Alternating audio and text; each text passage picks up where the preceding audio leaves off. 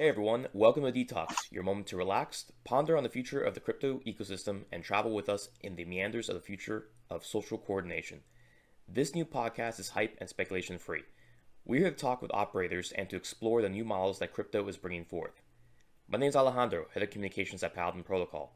I'm joined by Fige, one of Paladin's co-founders, in this first episode. We dive into metagovernance, a topic that has been marketed as the next frontier of governance. We're super grateful to have metagovernance experts Mel and Sean with us today to explore this. How you doing, guys? Good, good. How are Doing you? great. Great. So, for our viewers that may not know, Mel, Sean, where are you both from? Feel free to introduce yourselves. I'll take it. I am from the East Coast of the U.S., but I cut my chops over at the Index Coop for about the last 15 months. I started the community newsletter focused on four contributors over there. That developed over a period of time into managing the governance apparatus over at Index Coop, inclusive of operational governance, meta governance, governance communications. And I think that's probably a nice segue into how Sean comes to us. Yeah, so I started playing with the blockchain in 2015, started trading crypto in 2017, went full time into crypto in 2020, did a little over a year swing trading between fundamentals and technicals. And on the fundamental side, I started getting interested in DAOs and went over to Index in 2000, where Mel picked me up, put me to work in terms of governance. And the thing that I went super deep on was meta governance to understand the kind of the environment, the ecosystem, and kind of where it was. He let me dream up where I thought it was going to go. And now I'm announcing for the first time. So starting next week, I'm going to go over to Gitcoin and co-lead community governance. So staying in the space. Fantastic. I'm glad to hear that.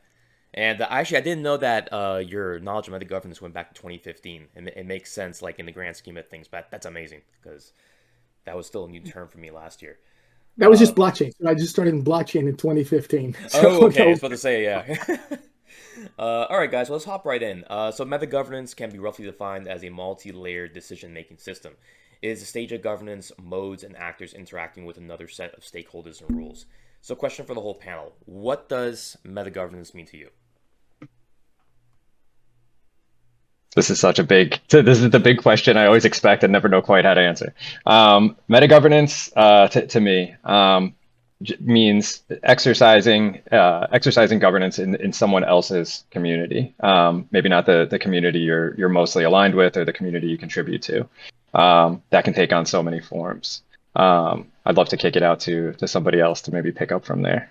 yeah, I think that I look at meta governance as the sleeping giant of Web3. And what I mean by that is that this thing is, in my mind, incredibly powerful. And when we get into the conversation, we can go into some examples of in real life how it's being used today. And I just don't think people have totally figured it out just yet. And as a sleeping giant, I don't know if it's a good giant or a bad giant. I think we're still trying to write that story. I have to agree a lot with what you just said. Um, I think the big point about meta governance is that once you start getting in on these grounds, it's hyper complex in the sense that the fact that there are so many tribes playing in the governance and that these tribes are all decentralized per se makes the whole governing process following, understanding what's happening, understanding the sentiment extremely hard. And that's where I think it gets really interesting because, as you mentioned, we haven't seen even the beginning of it. The broader the structures, the organizations we're building on decentralized finance become, the more we're going to need to start playing around this and the more we're going to need to start figuring out how to use it. And I think at least what I want to get out of this podcast for the people who are listening is what is it and how do we make it better in a sense? Maybe that's very ambitious. Yeah, I agree. Maybe it's still too early in the development cycle to see how exactly it would, flare up or, look like. But as we've always said, there's always been an ongoing issue in Web3 thus far. I'm very optimistic they'll change with UX and UI, understanding for other people that may not even be aware of this need in the first place. I mean, Mel, Sean, they're both in the U.S. like me. It's hard enough to get people to go to the polls here in the United States. So, it's like now we're talking about digital governance and even meta governance in that regard.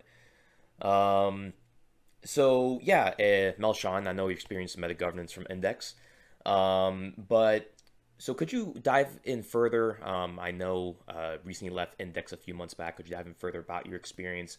Maybe talk a little bit about the Index DPI, Index involvement in the curve wars, by any chance? Yeah, just quite briefly, DPI stands for the DeFi Pulse Index. It's basically you can think an ETF for DeFi 1.0 protocols, Uniswap, Aave, Balancer, and Curve. And the idea here is that as an ETF, this vault gains tokens. Those tokens confer voting rights. And as the index group, those voting rights were exercised via basically the will of the index, INDEX token holders. They would get together and vote on anytime a vote would come up in a participant protocol within that DPI fund.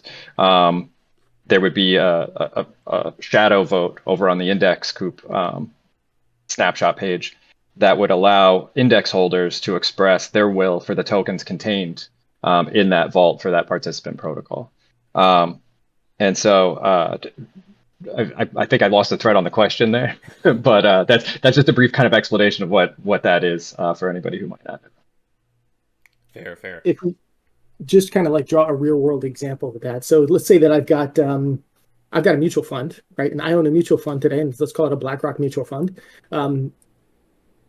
Each one of those stocks that are inside that mutual fund, they all have voting rights, right? And this is the application of the mutual fund voting rights back to the user who actually holds the token. So today, BlackRock has got a tremendous amount of influence. They can influence the Fortune 500. They can influence the stock market because of the amount of stocks that they own across many different industries, right? And so but today, if you own BlackRock, you can't go vote on GE, even though a portion of that portfolio is owned by GE. You can't do that. But in Web3 and in the index example, you can do that. So I can own an index, and I can use that one index token to go influence several different other protocols just based on holding that one token. That's where it gets really powerful. Exactly. That's exactly where it gets powerful. And I think, for people that are in finance like we are, TradFi and DeFi, but also others, that's I think the most basic way to explain it. It's, in a sense, an index fund, but now it's not just about using it for not just financial incentives, but also to use it to bring you the change you want to your certain community or certain space. So I wanted to switch gears actually to the index pool that we have. So we've been opening the doors to on-panel lending to index holders. How does that pool play into Metagovernance? Figa, I think you could take this one. Yep, for sure. So I think what's really interesting, and this rhetoric has started to grow on me quite recently, is the fact that probably the biggest hurdle that we're going to have in metagovernance is simply the fact that metagovernance is by essence governance. And the big problem of governance right now is participation.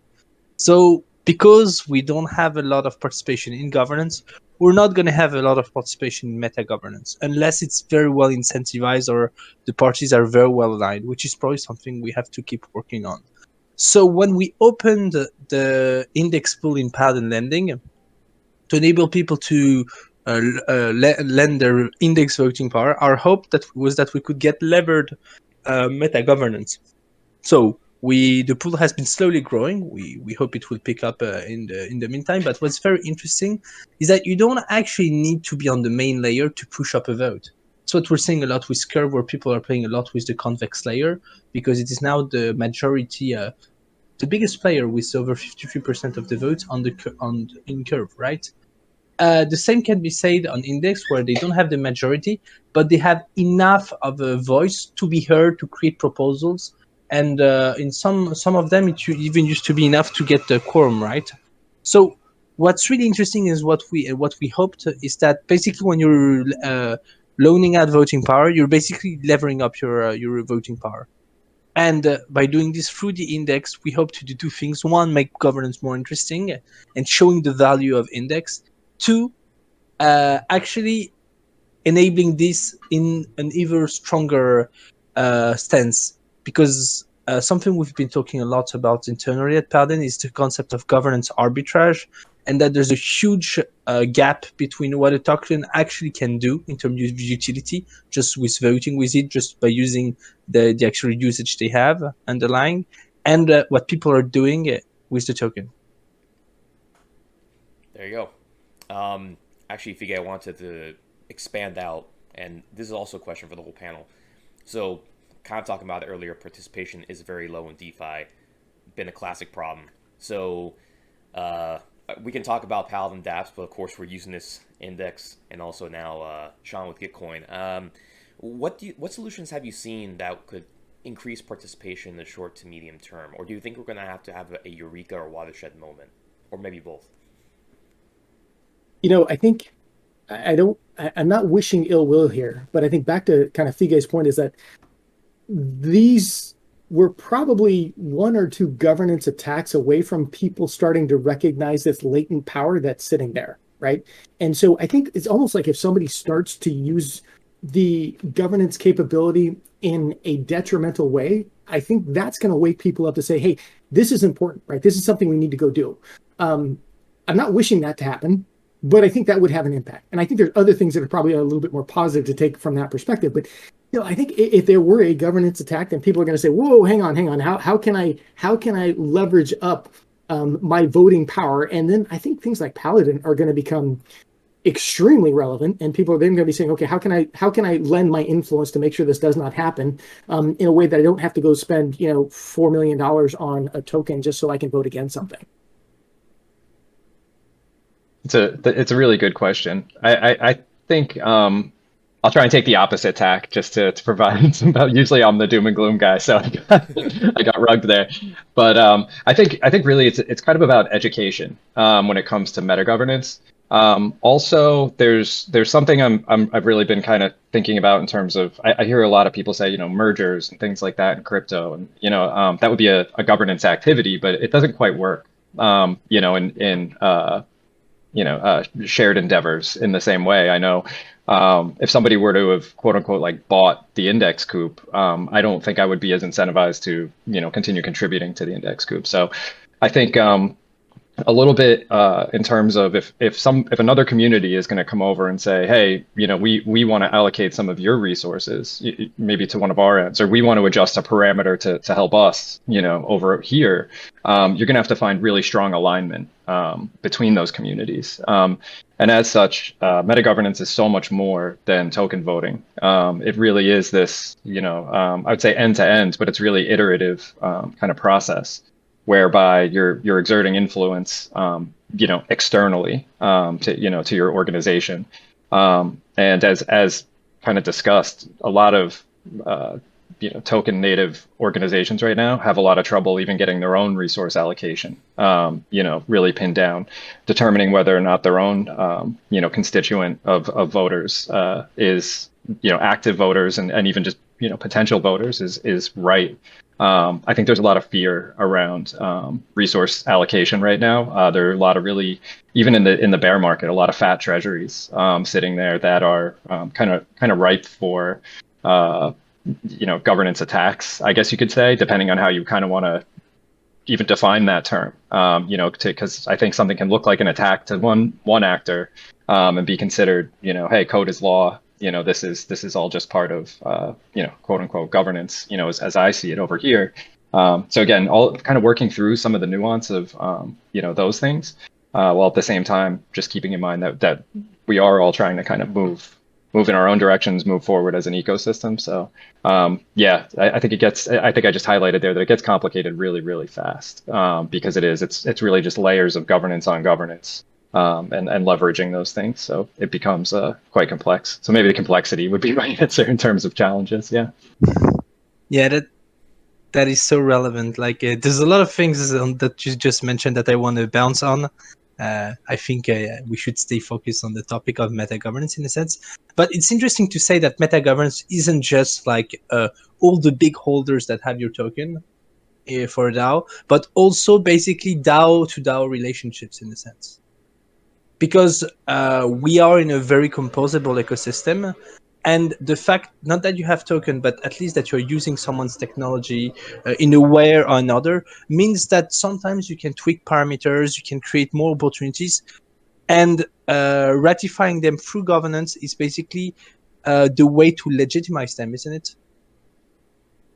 It is, and it's. I think your point there, Fige, about relationships and DAO-to-DAO relationships is one of the most important things that we haven't really scratched the surface too much on. Although, if you think back to the case of metagovernance that really worked from a leverage perspective, and that was when Faye bought Index or invested in Index so that they can help themselves get listed on Aave. So really, that was. I mean, when I went through and interviewed some of the folks that were involved in that one, they said it was. They were interested in the leveraging the metagovernance perspective, but really what they were doing was deepening the relationship, right, with Index. And they said, these are people who we agree with their perspective. We want to be tied together with them. So it was, I'll call it an early DAO treasury diversification effort.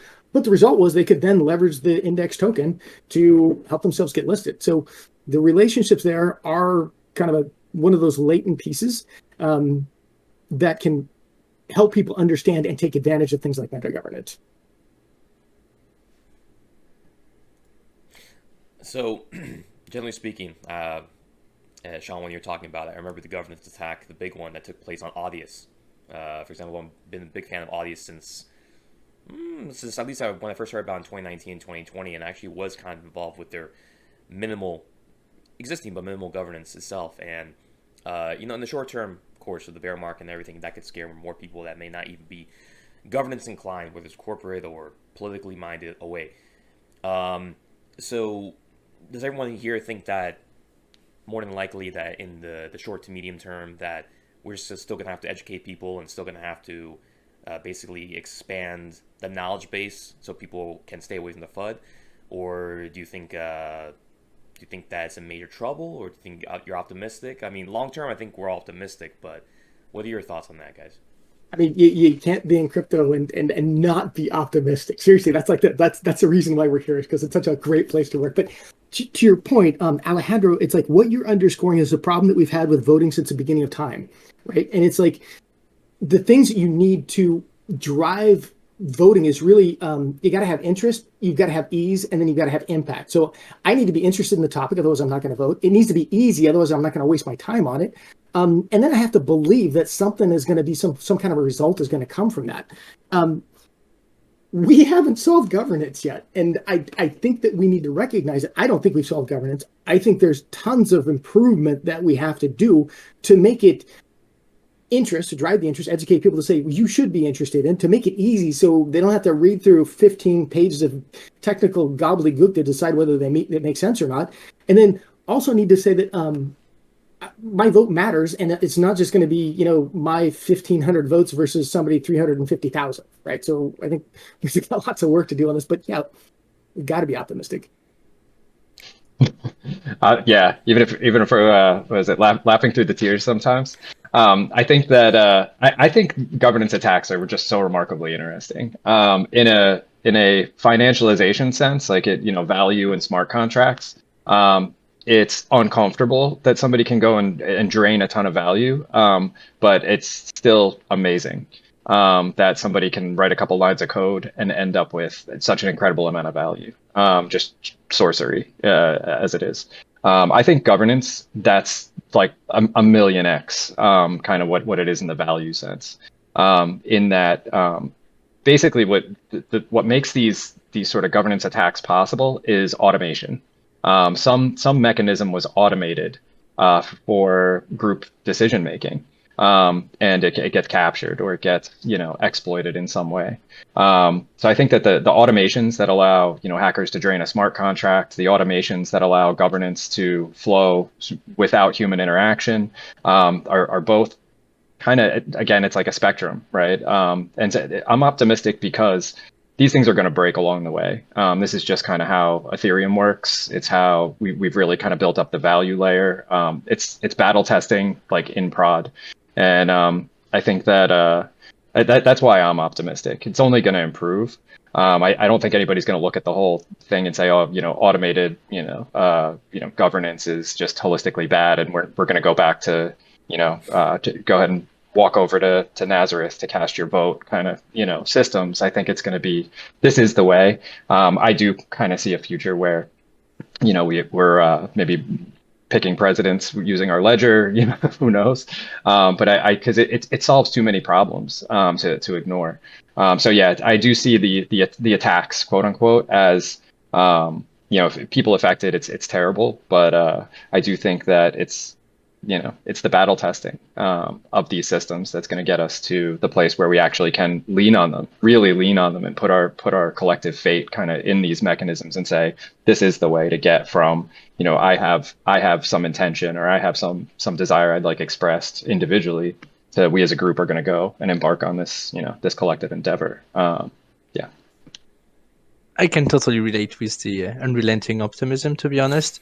For at least from my side, one kind of very stupid reason. It's just that for the first time, we're seeing a tool that can enable us to push forward in governance. I don't think we can solve governance per se, because the biggest problem in governance is us, humans. So the day we solve it is the day where we will remove humans from the equation. And I'm not sure it's such a great idea. But we can at least make it much better. And it's glaringly obvious right now that we can do it with crypto. It's so obvious that meta governance is going to play a big role in this, because it's about the crystallization of relationship of external actors into another governance. I'm very curious how, to be honest. We have a lot of working leads of prototypes we want to get out in public in the near future with Paladin. I guess we'll kind of see trying to release something, a Paladin pool around the index was the first try. We're going to have a few others in the next coming few months. And I'm really interested to see, one, how they're interpreted with people and how people start playing with them, or even forking them, for example. I think there's a lot of things around these. I think the Paladin pool around index is really interesting. Especially I think of meta governance kind of as, rather than a binary thing, as layers, really just layers of governance on top of sort of whatever the primary thing is. So, for example, I know Aave, right? You can take your Aave, you can stake it, you get stake Aave, you can vote, you can go into Paladin, you can pay a fee to borrow some Aave, and you can use that to vote. So that's sort of that one layer kind of abstraction of voting power. Where it gets really interesting then is, you can also go over to Paladin, borrow some index, and then use that index to go vote in the meta governance vote in DPI, which then gets you more Aave voting power. So again, that's now you're abstracted a few layers away.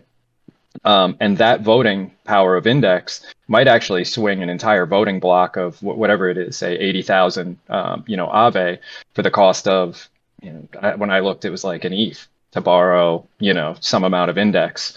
So to think about, you can take a lever and push, one ETH to command, potentially, 6 figures of Aave. I mean, that's kind of the power. We haven't quite seen, and again, this kind of goes to, I think, all the things we talked about, all those challenges. The utilization isn't quite there, but the fact that these things are being built and that they work is just absolutely incredible. Yeah, no, honestly, so far, in the past, let's just say DeFi summer 2020, right? So in the past, let's say 2 years, it's just incredible how much the space has grown, how much I've learned myself. 2019, I knew about governance in limited sense, in Ethereum, or in terms of let's say the Bitcoin and Bitcoin Cash, the fork, something just very coin related. But diving into this, I just had no idea, and we're so far down the road already. Mel, going off of what you said, I also dream. For now, we're focused on corporate governance, but I also dream of a day where people can vote from their phones and be more active in that regard. So, but again, that's going to be another 50 and 20 years at least. I'm just, trying to be realistic.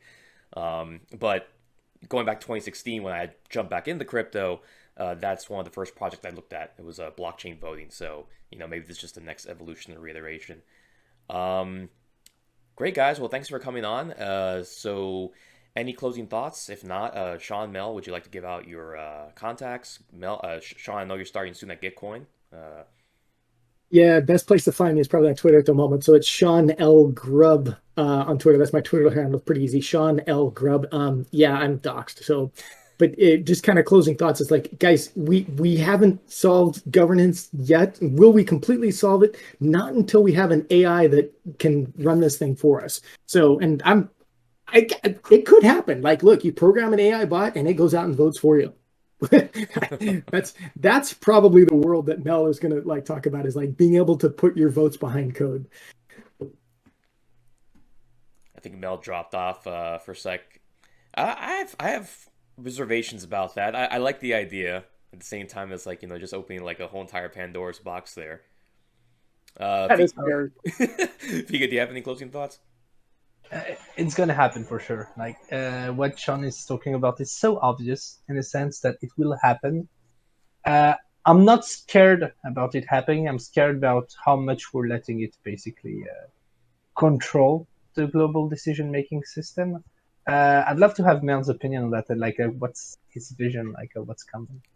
Yeah, so Mel just dropped off there for a second, Mel, but I was describing an AI that you put into your parameters and it goes off and votes based on what the principles that you plug in. And I kind of threw you under the bus. I said, this is Mel's vision of like what voting should turn into in the future because it's all code. But you can defend yourself on that one, Mel. Yeah, man, this I don't even know how to go from A to B on this, but I do see a future where because if I think about what we're consistently pushing towards, it's better coordination, better automations, and these things allow us to really just express intent with significantly less friction. So I, as a human, intend to do something, or I have a desire. We're at a point where we can punch, most of this, we just look at our phone, we hit a couple buttons, we get food delivered to us, we get, whatever. Why not? Hey, I want those that represent, the resource allocations of my country to, do this thing. We do it anyway. We tweet at politicians, and then we rely on a filtering mechanism within that individual to then, get us to a better outcome. I think that should be code, in my opinion. So I know from where we're at to where I'd like to see us go in terms of governance, we're so far away. I'm hoping it's in my lifetime that we can make good sort of collective decisions with only code between us, right? Peer-to-peer decisions that get us where we'd like to go. It's like the ultimate form of democracy in a sense. Yeah, I could riff on that for, the next, 20 years. So I'll leave it there. Hopefully we will refund that on the next 20 years, honestly. Very well. I don't think it's that far away. It's very well said. And I'm just gonna throw a little big think, question out there. Just popped into my brain. I've been watching this show on Apple TV called For All Mankind. Long story short, they go to Mars. Anyway, blockchain voting AI backed from a Martian colony. So you could just hypothesize. See it. Yeah, right. I thought we were supposed to be hype free. We lost control. It went completely off the rails. Yeah. Well, hey, we're human, right? We're made to bring hype. I was gonna just to because I heard AI and it's something I don't think we touched on, but I do think AI really AI is really kind of just prediction, like a prediction mechanism as I see it. And then the blockchain being sort of perfect data availability. It's sort of the conflation of like memory, consciousness, like holding state on the blockchain, and you connect AI to that. You have effectively a complete organism, in code. If you can reflect on the past and predict the future, that's really what we humans do. Governance now is coordination, right? That's going to allow sort of that group endeavor of future prediction, resource allocation, and kind of moving forward through time, as groups. I do think we see like a wild kind of evolutionary process from here forward, as opposed to kind of the more competitive one that we've seen with businesses, shared endeavors so far. So I do think AI has a massive impact on governance because of the predictive nature that it kind of unlocks. To be quite frank, I'm still scared of the AI, but also so excited. Anyway, Mel, where's the best place for people to find you outside your Twitter or I would say Twitter probably is best for right now. I'm still recovering from my deep dive into the coop. But yeah, on Twitter, I'm at mjicy. It's EMJICY. Otherwise, mel.eth. Just Googling mel.eth will get you to most places you want to go on the socials. Well, good stuff, guys. Thanks again for joining on and coming on. This is our first episode, so a lot of good content. We definitely are going to continue this series. We'd love to have you all back on and see how meta governance or just governance in general evolves in the future. But yeah, guys, for who's watching, you could find our Twitter. Of course, it's paladin_vote, and you can also find our Discord in the bio. Mel, Sean, Thea, thanks again for joining us. This has been a great talk. Constantine, Fige, thank you. This has been awesome, and I really appreciate everything that's being built over there and everything you guys are doing to push this space forward. Thanks, guys.